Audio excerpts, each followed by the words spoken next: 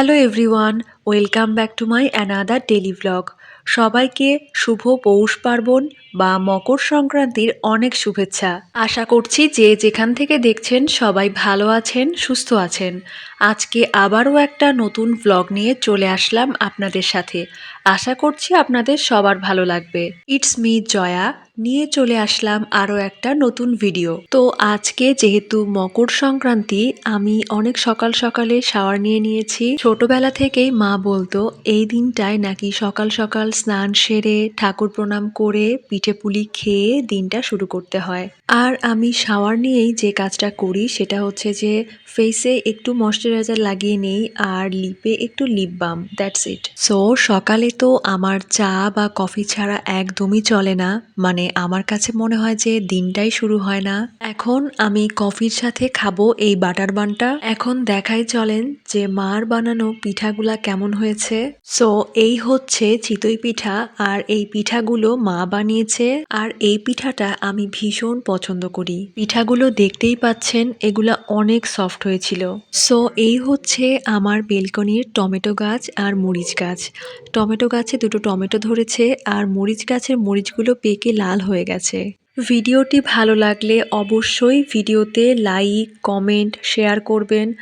R please Facebook পেজটি follow করতে ভুলবেন না, আর চ্যানেলটা সাবস্ক্রাইব করার জন্য অনুরোধ রইল। রাতে আমি বানিয়েছিলাম white sauce pasta.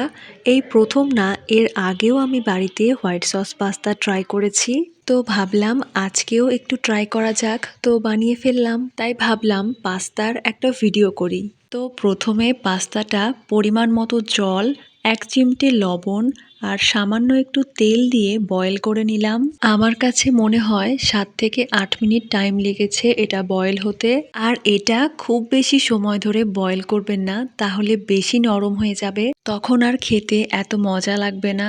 So boil হয়ে যাওয়া পাস্তাটা আমি এখন একটা ছাঁকনির মধ্যে ঢেলে দিলাম। আর এবার আমি একটু জল দিয়ে পাস্তাগুলোকে ভালো করে ধুয়ে নেব।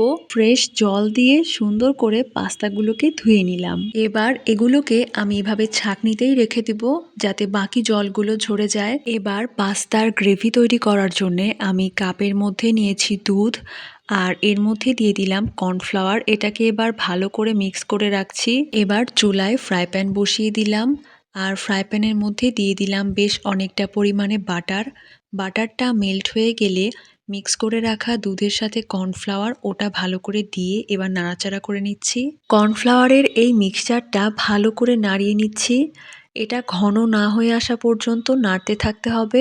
একটা পর্যায়ে যখন এই হোয়াইট সসটা একটু ঘন হয়ে আসবে, তখন বয়েল করে রাখা পাস্তাগুলো দিয়ে দিচ্ছি। হোয়াইট সসটার সাথে ভালো করে মিশিয়ে নিচ্ছি। আপনারা খুব ইজিলি বানিয়ে ফেলতে পারবেন, ইনগ্রিডিয়েন্টস খুবই কম লাগে। এবার দিয়ে দিচ্ছি পরিমাণ মতো লবণ।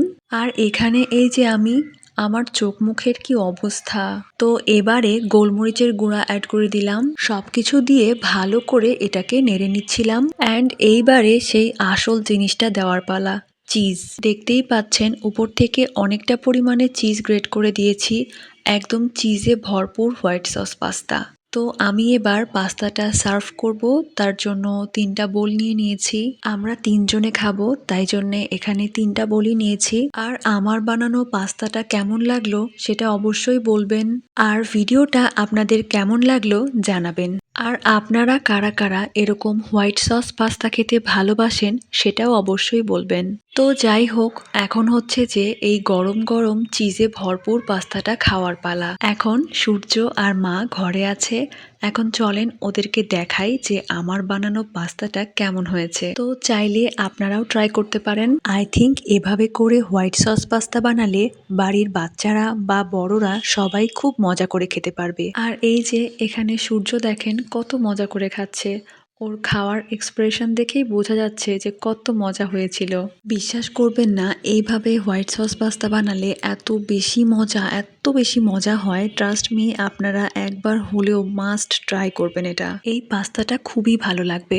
প্রচণ্ড ইয়ামি হয়েছিল, খেতে অসাধারণ হয়েছে। তো আশা করছি আজকের ভ্লগটা আপনাদের ভালোই লাগবে। কেমন লাগলো অবশ্যই কমেন্ট করে জানাবেন। তো নেক্সটে আবারও নতুন কোনো ভ্লগ নিয়ে চলে আসব। সবাই সেই পর্যন্ত ভালো থাকবেন, সুস্থ থাকবেন। টাটা।